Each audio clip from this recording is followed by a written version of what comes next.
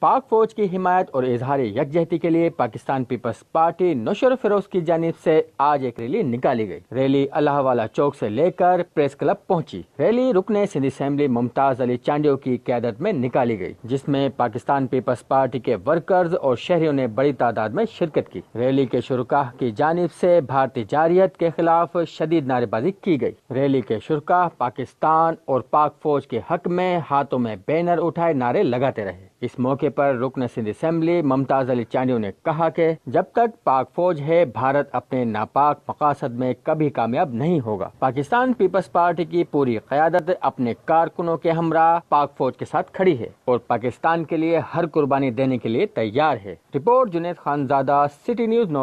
ہم لاتے ہیں ٹاپ نیوز، آپ کے فیوریٹ ٹاک شوز اور انلمیٹڈ انٹرٹینمنٹ صرف یوٹیوب پر۔ اگر آپ نے ابھی تک ہمارا چینل سبسکرائب نہیں کیا تو ابھی سبسکرائب کریں اور بیل آئیکن کو کلک کر کے ہماری لیٹسٹ ویڈیوز کے بارے میں اپڈیٹ جانیں۔